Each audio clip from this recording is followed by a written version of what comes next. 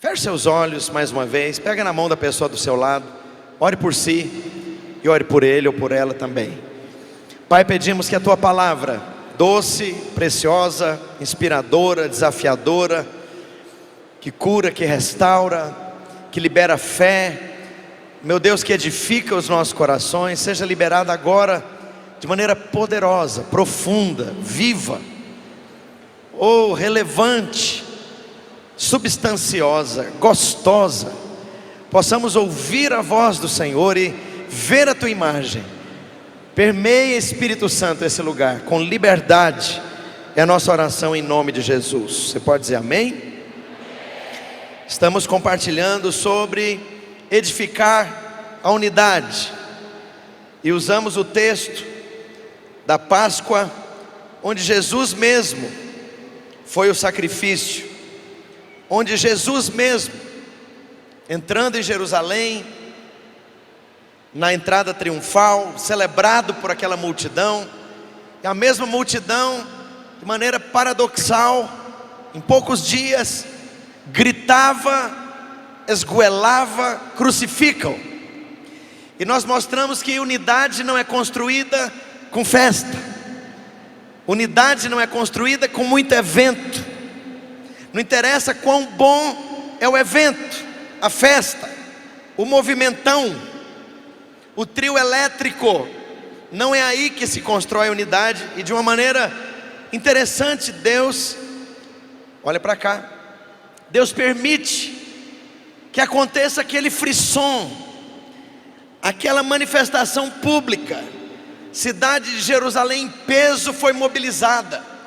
Todo mundo já sabia quem era Jesus, porque ele viajara por aquele lugar muitas vezes. E Deus permite então que Jesus seja o centro daquela festa. E como eu disse, apenas uma semana depois, o inverso, o oposto acontece. E aquela multidão decepcionada, frustrada, grita, crucificam. E nós mostramos que alguma coisa importante acontece ali. Como é que nós perdemos as pessoas?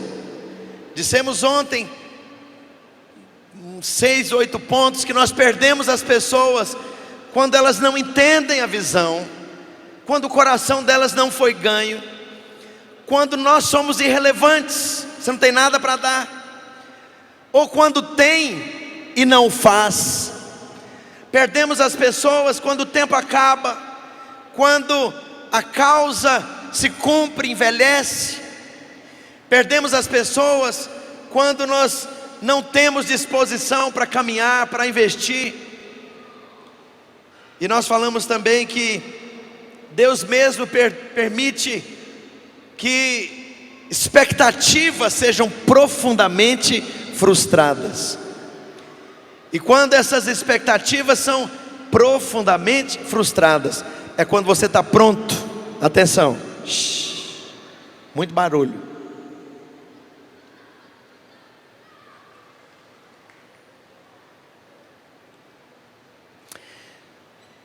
Quando você está preparado para mudar de paradigma. Deixa eu te dizer, você não muda de paradigma se está tudo bem. Você não muda de sistemas existenciais se está tudo bem. Então Deus aqui de propósito permite aquela tremenda, profunda decepção. Você só está preparado para mudar quando você está com a trouxa no chão. Acabou. Mas acabou no nível que não tem mais o que fazer. E a Bíblia mostra que Deus permite tudo aquilo e não sobrou um discípulo. Estamos falando de unidade. Não sobrou ninguém que ficasse. Multidão, cada um voltou para o seu caminho. Aqueles que receberam milagres nem sequer são mencionados. Aqui não tem cego, aqui não tem gente que ressuscitou, aqui não tem leproso, não tem ninguém. Coxo, manco, fanho, ninguém sobra. As mulheres desaparecem. e os discípulos fogem. Interessante que eles pegam um ônibus da meia-noite e volta cada um para a sua vila insignificante, para a sua vida insignificante. Cada um dos discípulos volta para a sua mediocridade anterior. Acabou. Aquilo foi um grande sonho. Foi bom enquanto existiu. Legal, mas acabou mesmo. Porque o alvo, porque o centro, porque a fonte inspiradora do nosso sonho, da nossa utopia, está lá metido dentro do túmulo. É um cadáver morto, inerte. Foi bom enquanto durou, mas acabou. E é interessante que Deus permite tanto a celebração pública quanto a decepção pública com a cruz, de maneira pública. É um espetáculo deprimente, sangrento, cruel, horrível. Todo mundo participa daquilo. O centro ali de Jerusalém, um monte que ficava nos arredores da cidade, era impossível não participar. A cruz costura as vielas e as ruas, e é horrível, todo mundo ficou marcado. Foi um drama, foi um trauma.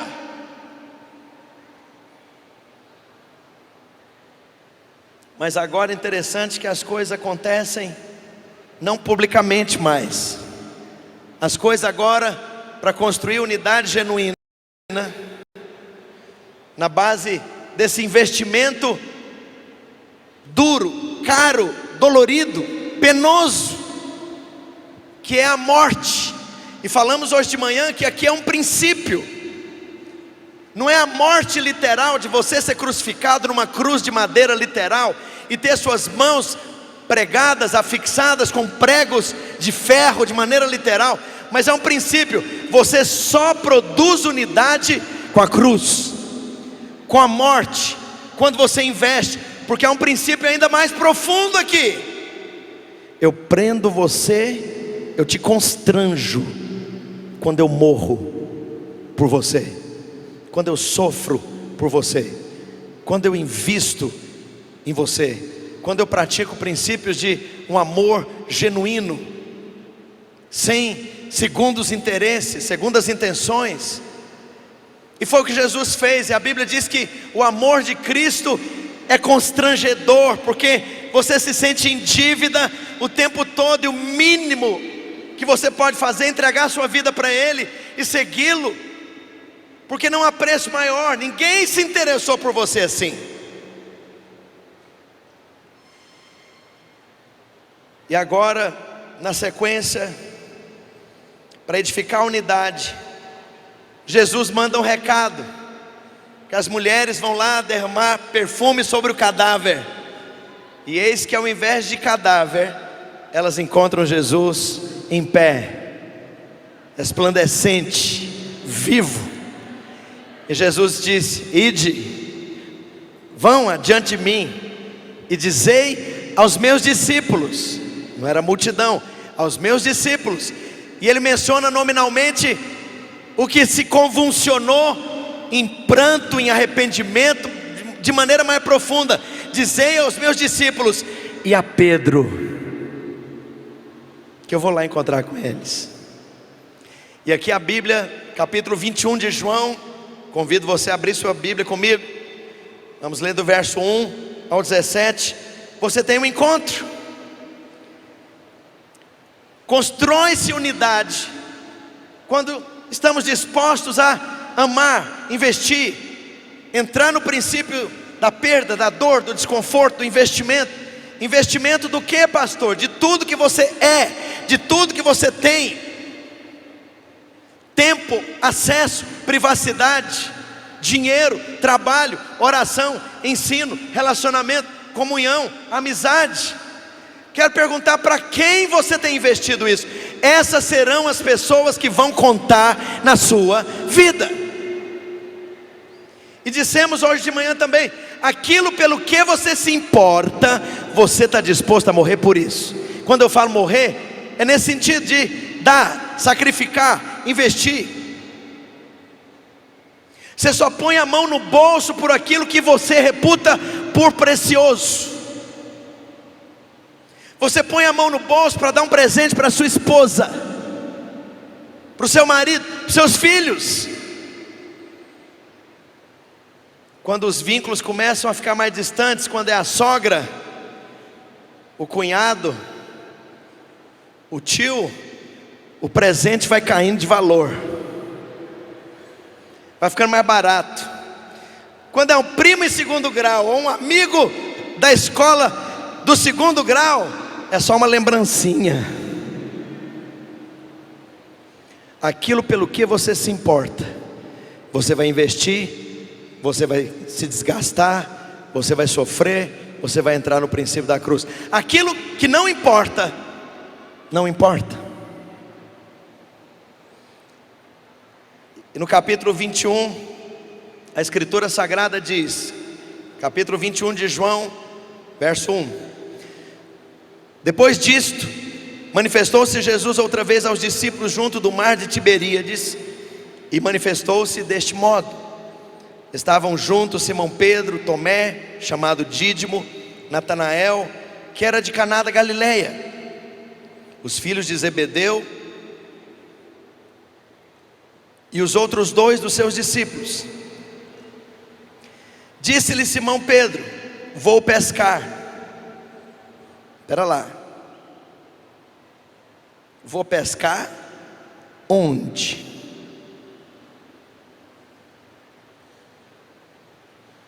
A confraria já não está em Jerusalém há muito tempo. Todo mundo debandou, desistiram. Para onde é que eles voltaram? Para suas velhas casas, na vila sem importância, que nem nome tem na Bíblia. Vou pescar. É a única coisa que sobrou. É o que eu sabia fazer, é o que eu fazia antes, era a minha profissão. Responderam-lhe: nós também vamos contigo. Em outras palavras, não tem muita alternativa, né? Vamos também, vamos pescar.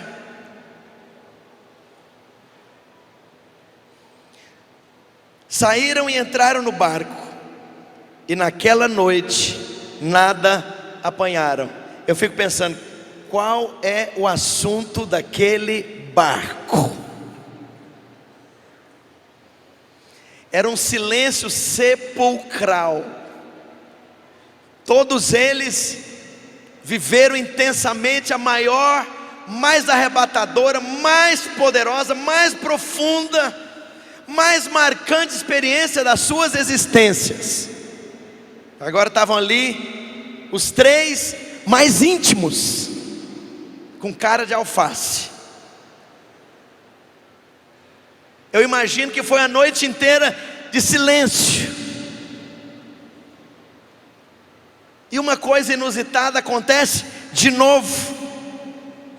Pescadores profissionais, pescadores que pescavam, pescadores que sabiam onde achar os cardumes, não pescam nada. Eu já vi esse filme antes. Mateus 5 e Lucas 5. Já vi esse filme antes, dos mesmos, no mesmo lugar, no mesmo mar, conhecido, eles cresceram ali, eles eram experientes naquele mar, nada pescaram de novo. Mas ao romper da manhã, como é que é? A noite inteirinha, joga a rede, dá uma puxada, vira para a esquerda, manobra o barco, não pesca nada. Joga do outro lado, joga ali. Ali costuma passar os cardumes. manobra a rede, vira o barco, dá uma puxada, nada de novo. E de novo, e de novo, e de novo, e de novo, e de novo, e de novo, e de novo, e de novo, de novo, a noite inteira. Está amanhecendo. Jesus se apresentou na praia. Todavia os discípulos não sabiam que era ele, porque havia uma distância ali também. Disse-lhes Jesus, na verdade Jesus estava a 100 metros deles. Então ele deve ter gritado: filhos, não tendes nada para comer aqui? Responderam ele: não. Disse-lhes ele: lançai a rede à direita do barco e achareis. Outro metido querendo ensinar o vigário a rezar o Pai Nosso. Esse cara não é daqui, esse cara não conhece o mar, este mar. Somos especialistas nisso. Gerações da nossa família tem pescado aqui. E outro indivíduo gritando, querendo ensinar a gente a pescar. Não tem peixe. Clima, enfim, alguma explicação lógica para isso, mas não tem peixe. Lançai a rede à direita do barco e achareis. Por desencargo de consciência, vamos jogar essa bendita dessa rede. Lançaram-na, pois, e já não podiam puxar por causa da grande quantidade de peixes. Primeiro pensamento: já vimos esse filme antes.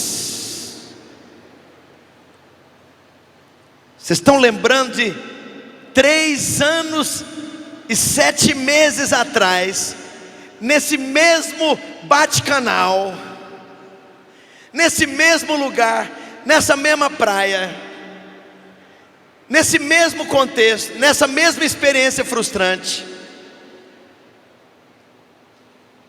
Sim, todo mundo certamente foi para o mesmo raciocínio. Então, óbvio, verso 7, aquele discípulo a quem Jesus amava disse a Pedro: é o Senhor. Como assim? Presta atenção. Como o Senhor? O Senhor está morto, o Senhor morreu, é um cadáver, deve estar em adiantado estado de decomposição. Acabou. Estamos aqui porque nós desistimos de tudo, não tem o que fazer, estamos perdidos. É o Senhor. Cala a boca, seu trouxa, é o Senhor. Quando, pois, Simão ouviu que era o Senhor, ele não questiona, não pergunta, não interpela, não replica. Ele estava nu. Engraçado, não sei de história de pescador que pesca nu.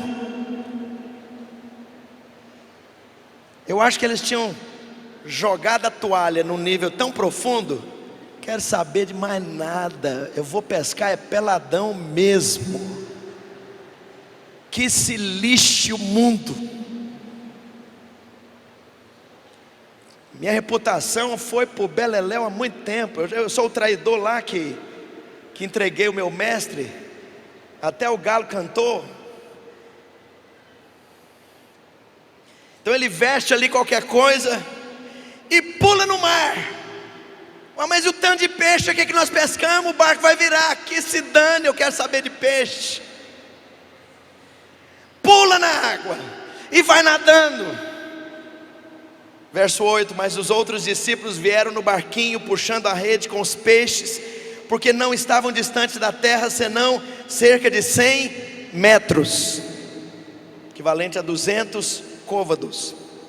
Ora, ao saltarem em terra, viram ali brasas e um peixe posto em cima delas e pão. Disse-lhe Jesus: trazei alguns dos peixes que agora apanhaste. Entrou Simão Pedro no barco e puxou a rede para a terra, cheia de 153 grandes peixes, e apesar de serem tantos, não se rompia a rede.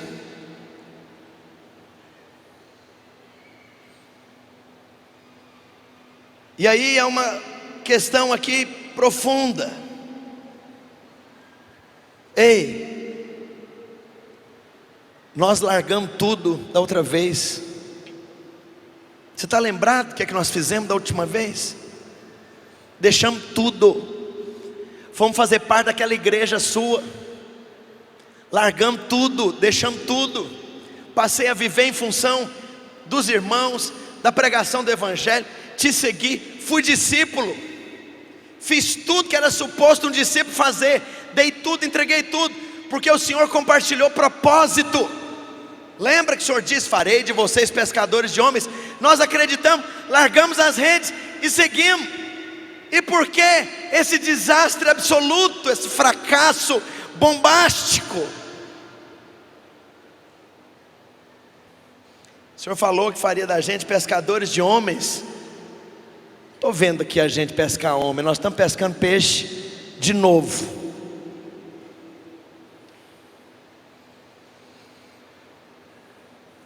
Jesus, de certa forma, poderia estar dizendo: sim, eu farei de vocês pescadores de homens. Nada mudou, mas agora vocês estão preparados.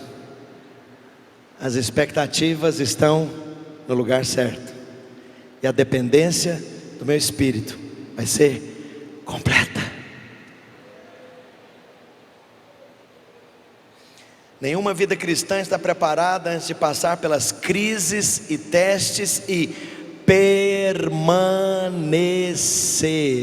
Unidade genuína se manifesta depois do ápice, depois da crise e depois de ter experimentado as frustrações, as decepções. O relacionamento permanece, porque haverá uma disposição de entregar tudo por aquela causa. Não estou junto com você porque você é perfeito. Não espero mais perfeição de você, meu discipulador, meu líder, meu pastor. Eu estou aqui por uma causa que é muito maior do que eu e do que você juntos. Verso 12, Jesus disse: vinde, comei.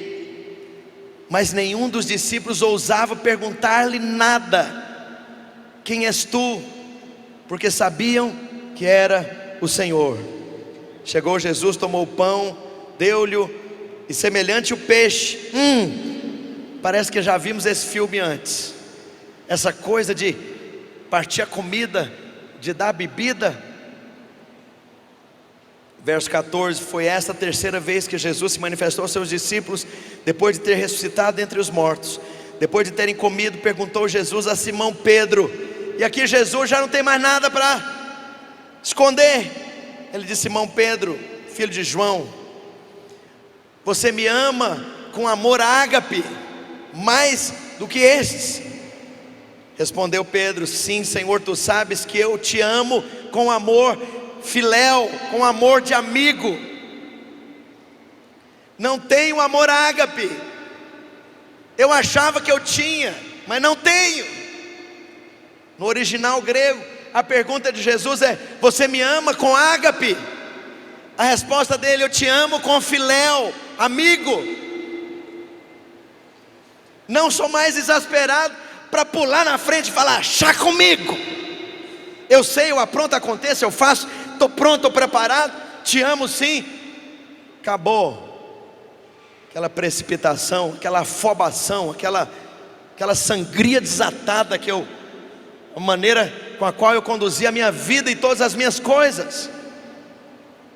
Tornou a perguntar Jesus, verso 16: Simão, filho de João, tu me ágape?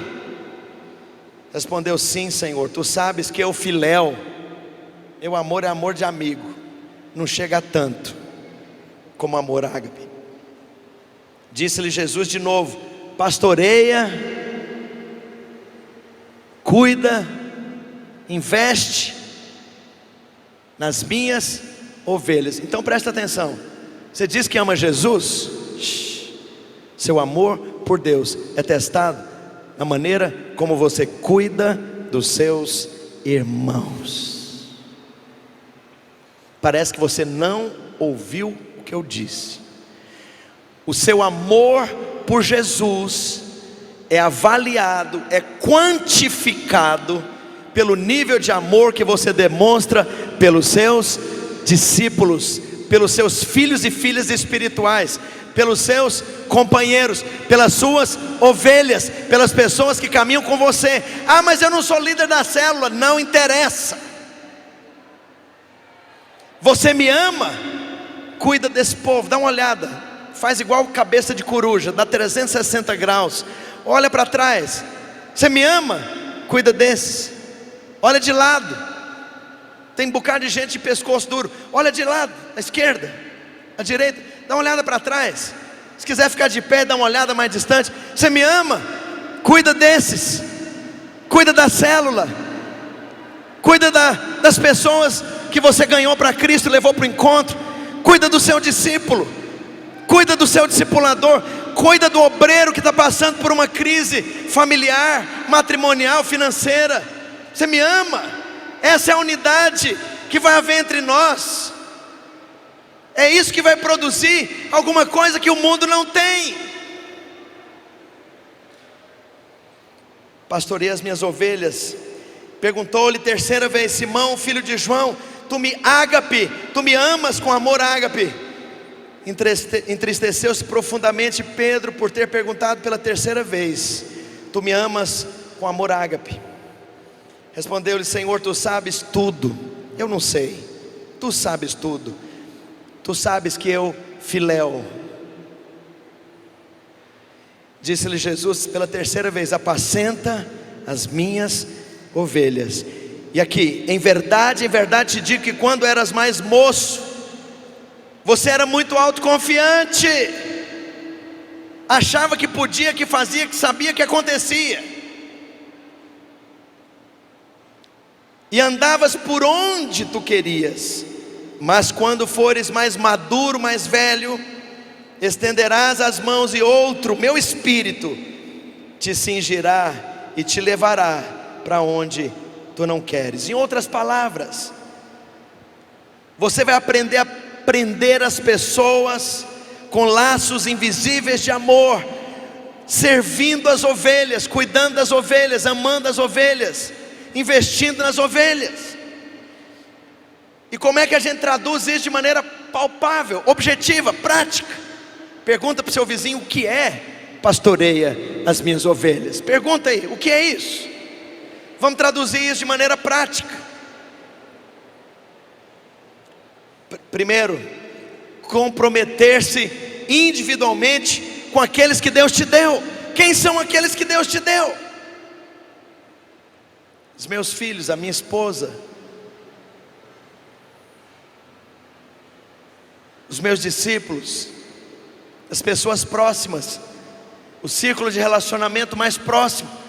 Essa, em última análise, é a circunferência de relacionamentos em que Jesus espera que você se comprometa individualmente. Vou te falar, o mundo lá fora e a ideologia individualista que vem principalmente do primeiro mundo e da Europa, em que as pessoas estão pouco se lixando por quem está ao seu redor. Isso é um veneno na vida da igreja. Isso não tem nada a ver com o modelo de igreja do Novo Testamento que nós estamos edificando.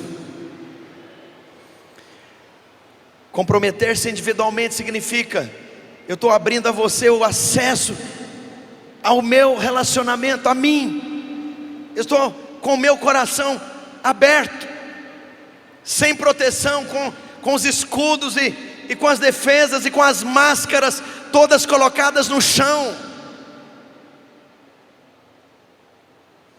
Segunda coisa que significa investir em unidade e pagar esse preço, é apacentar as ovelhas e amar Jesus com amor ágape.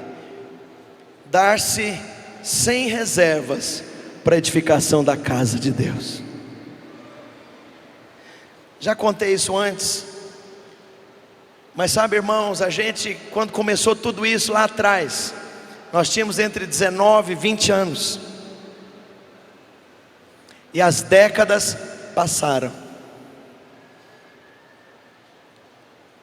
Todos os feriados praticamente, todos os feriados, a gente estava envolvido com alguma coisa. Era algum jejum de liderança, era algum treinamento, era algum evento com os discípulos, estávamos juntos edificando, era algum seminário para liderança, era alguma conferência, era alguma coisa. 25 anos da minha vida. Enquanto isso, o mundo continuou avançando. Os meus sobrinhos nasceram, cresceram, não vi os meus sobrinhos crescendo. E a gente servindo fora do país. As minhas duas avós morreram. Eu estava no Brasil, no funeral da mãe da minha mãe. E tios que foram sepultados, eu não estava próximo. E os natais na casa da minha avó, nunca mais fui. Aí alguém pergunta: você tem algum pesar disso? Não, eu faria tudo novamente. O que significa isso? Não ter tempo para ir para a praia ou para sei lá o quê? Lá atrás a gente numa magreza daquela, ou magreza, vou usar uma palavra feia, uma magreza lascada. Eu e o Aloysio era mais magro do que eu. Consegue imaginar a cena? 1,78 m e 60 quilos. Aí vamos fazer academia para a gente ficar assim no melhor estado de condicionamento físico. Então vamos. Aí fizemos a matrícula numa academia de musculação, porque a gente queria estar, né, em melhor estado. A gente não fazia nem educação física direito. Negócio de futebol, que futebol? A gente estava noutra. Mas aí, primeira semana, segunda semana, terceira semana, a gente estava em jejum, fazendo supino. E o halterofilismo dos bíceps e dos tríceps e da coxa escurecia a visão. E a gente sem ter energia para levantar aqueles pesos todos. Quer saber de uma coisa? Nós vamos ficar magrelo mesmo. Ele engordou, eu não. Deus é bom. Não conta para Luiz as coisas que nós conversamos aqui em família, tá bom? Mas o Aloysio agora ele está correndo 8 quilômetros por dia para ver se me alcança. Não conta que eu disse. Mas o que significa isso? Eu tenho lá tempo para essas coisas. O alvo é investir nas vidas, nas pessoas, nos discípulos, em multiplicar essa gente amada que Deus confiou a nós. Apacenta as minhas ovelhas. Eu tenho as minhas. Eu quero te perguntar, cadê as suas? Eu tive as minhas. Houve época que eu tive ovelhas em Goiânia. Houve épocas que eu tinha ovelhas aqui em São Paulo. Tive ovelhas em Portugal. Tive ovelhas em Santarém, no Pará. Tive ovelhas no sul da Flórida. Tive ovelhas em outros lugares. Eu tive as minhas, eu tenho as minhas. Cadê as suas? Fala para o seu vizinho: onde estão as suas ovelhas? Apacenta as suas ovelhas. É assim que se constrói unidade. O que significa então apacentar as minhas ovelhas? Investir tudo que você é e tudo que você tem. Todas as casas que eu morei nos Estados Unidos, eu tive problema com o vizinho.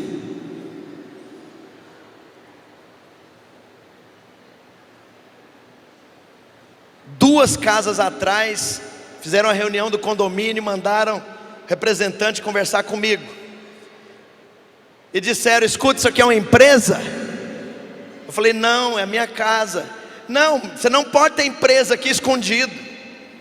É um entra e sai de gente todo dia, para van, desce mala, sobe mala, e é um povaréu que vem, e todo dia na semana tem alguma coisa, e tem povo que vem, povo que vai, a rua cheia. Esse condomínio aqui, você não pode ter uma empresa na sua casa. Eu falei: escuta, eu sou pastor, eu tenho ovelha. O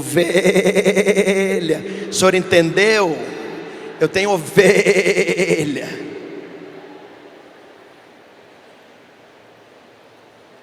Apacenta as minhas ovelhas significa comprometer-se, dando acesso à sua intimidade. As pessoas, para imitar você, elas precisam saber que você é real. Alô? Ninguém imita o Super-Homem nem o Batman, porque Super-Homem e Batman não existem. E alguns pastores se apresentam dessa forma. Nunca tem falha nenhuma para contar, nunca erraram, são o supra-sumo da perfeição. Eu vou lá imitar Super-Homem. Super-Homem voa sem turbina e sem hélice. Eu vou lá imitar pastor Super-Homem. Não existe. Gente que é intocável, gente que não chora, gente que não sofre, gente que não erra, gente que não pede perdão, gente que não conserta, gente que não se reposiciona. Como é que seus discípulos vão entender que você investe neles como ovelhas, se você nunca é real?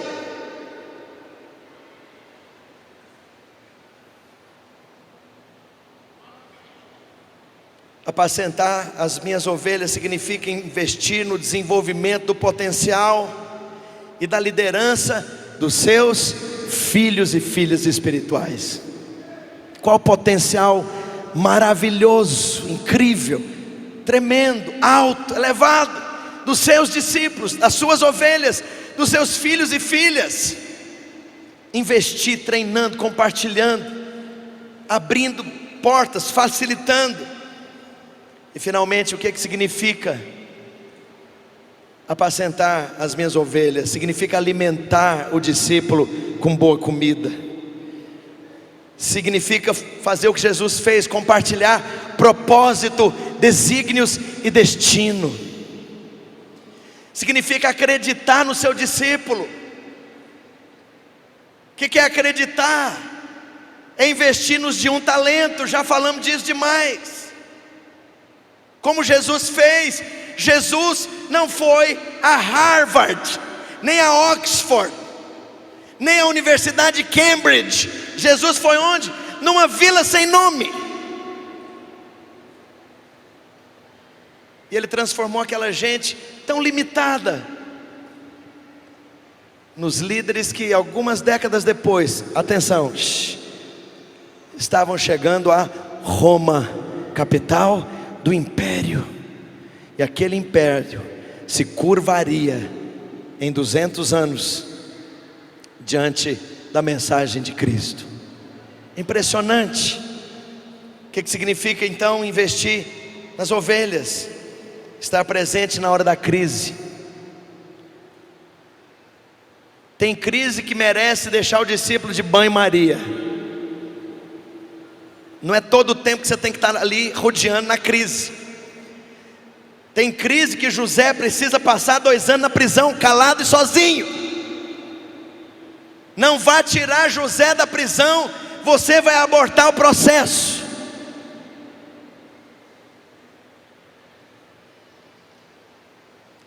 Mas normalmente, o normal, a regra, é estar presente na hora do pranto, do choro, da crise, da perda, do sofrimento. Houve uma família da nossa igreja lá atrás. O rapazinho, ele tinha um problema congênito de cirrose. O fígado dele não funcionava direito. Era um garoto de 13 anos de idade. E aquele menino se converteu.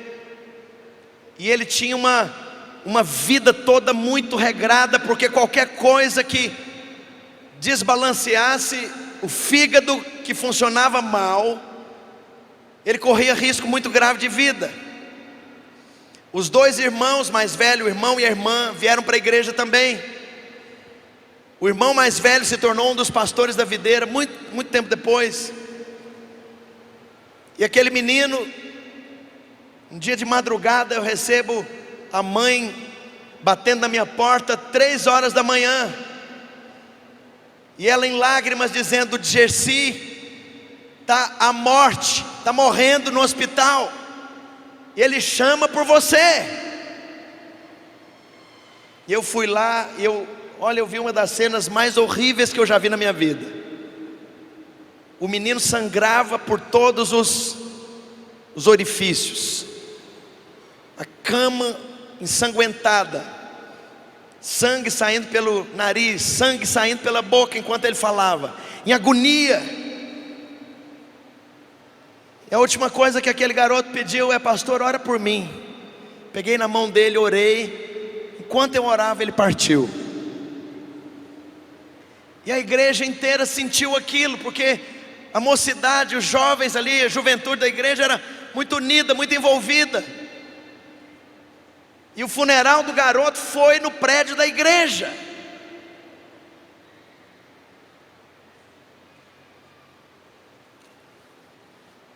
E a família inteira que não era crente foi lá. E alguém tocava o teclado enquanto as pessoas davam testemunho e falavam. E estava ali o pai, estava ali a mãe, estava ali os irmãos de criação que moravam com o pai, e os tios, e aquela família, por ver o amor da igreja, houve um arraso no meio daquela família. Quase todos se converteram e vieram para o evangelho, porque eles nunca viram aquilo. Como assim? Como assim uma comunidade inteira para por conta de um garoto de 13 anos? Nem nós da família damos tanta importância para esse menino.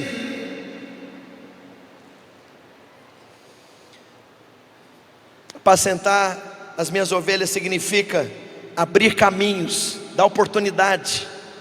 Agora que você está treinado, agora que você aprendeu, agora que você está caminhando, respondendo, eu vou abrir portas, eu vou colocar você em outras funções, eu vou te testar em níveis mais elevados.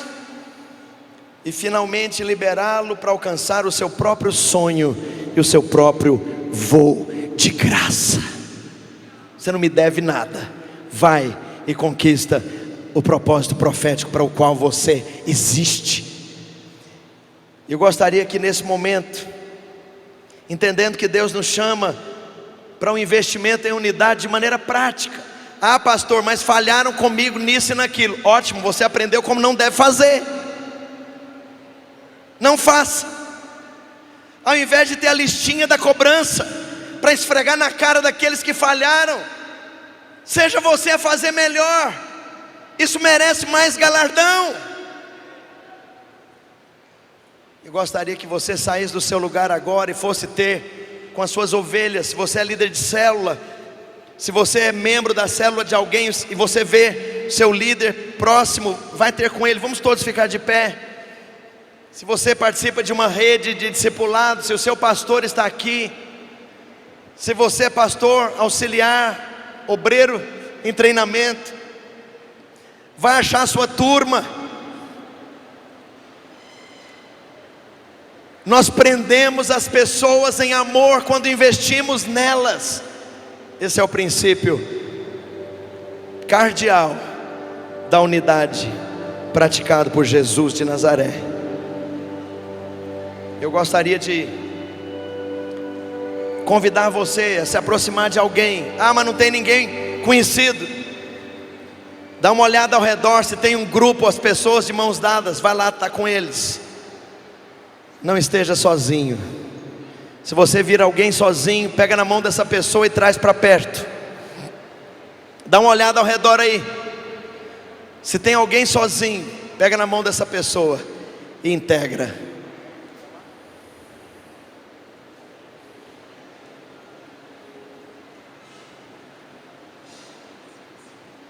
Aquele cântico do Asaf, não, do Bené, na força do Espírito Santo, nós declaramos aqui que pagaremos o preço de termos um só coração no Senhor. Proclamamos aqui que pagaremos o preço de sermos um só no Senhor e na força do Espírito Santo. Vamos cantar esse cântico antigo, declarando isso uns para os outros. Se você não sabe, ouça a letra e vai resmungando a letra.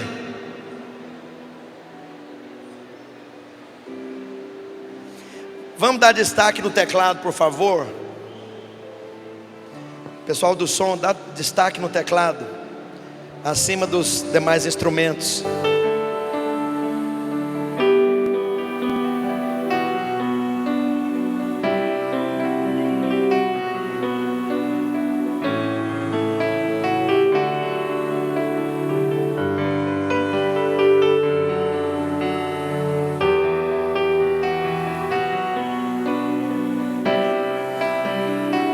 Desfruta a preciosidade desse momento.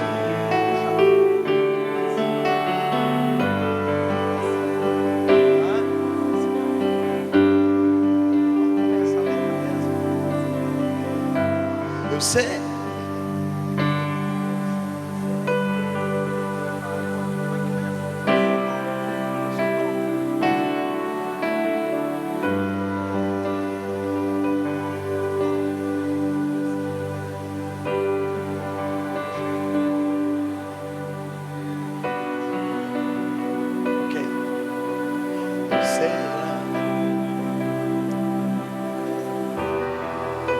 Eu sei que foi pago um alto preço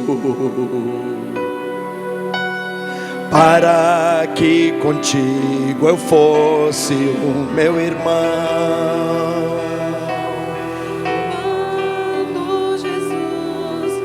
Quando Jesus derramou sua vida, Ele pensava em mim, Ele pensava em ti, pensava em nós. Novamente, eu sei que foi pago um alto preço, que foi pago um alto preço.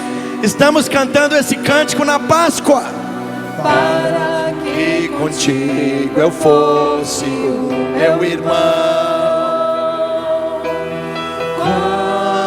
Jesus derramou sua vida, Ele pensava em ti, Ele pensava em mim, pensava em nós, e nos via redimidos por seu sangue, lutando o bom combate do Senhor, lado a lado trabalhando, sua igreja edificando e rompendo as barreiras pelo amor e na força do Espírito Santo, nós proclamamos aqui e pagaremos o preço de sermos um só coração do Senhor. E por mais que as trevas militem e nos tentem separar, os nossos olhos em Cristo unidos iremos. E na força do Espírito Santo, nós proclamamos aqui e pagaremos o preço de sermos um só coração do Senhor. E por mais que as trevas militem e nos tentem separar, com os nossos olhos em Cristo unidos iremos andar.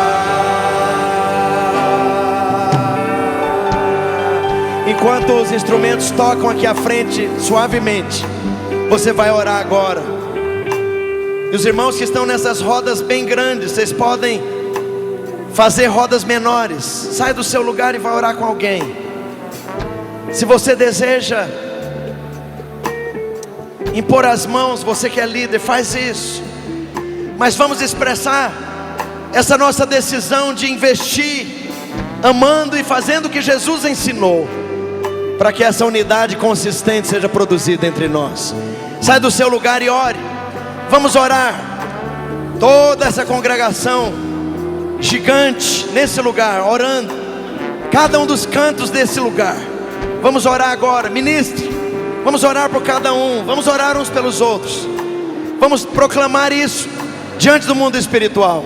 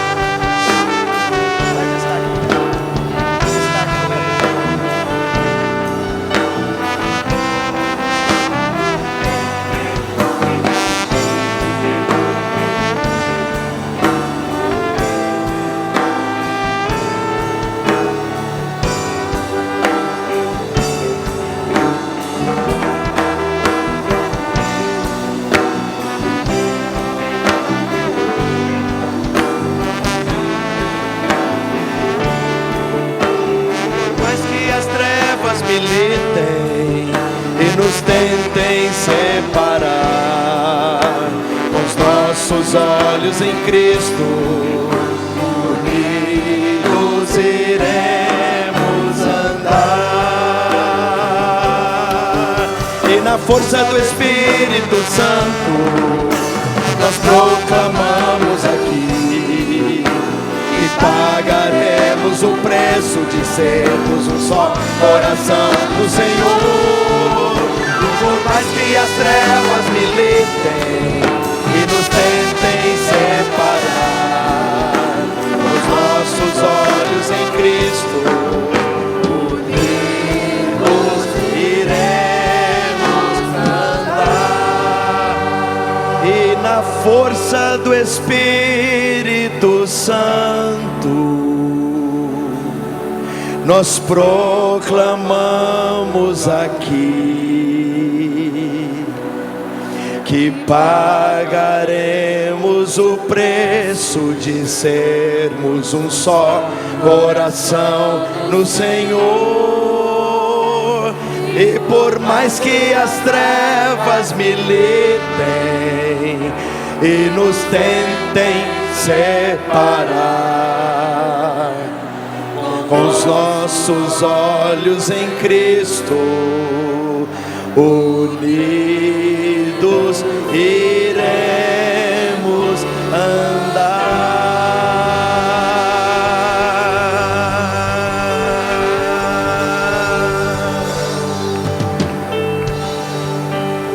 Oh, edifica-nos nisso, Jesus. Edifica-nos como teu povo, como família. Ensina-nos a entrar no mesmo princípio que o Senhor entrou e viveu e praticou por cada um de nós, como pastores, como líderes, meu Deus, como apacentadores do teu rebanho. Ensina-nos, revela-nos esse princípio, marca o nosso coração nisso, em nome de Jesus.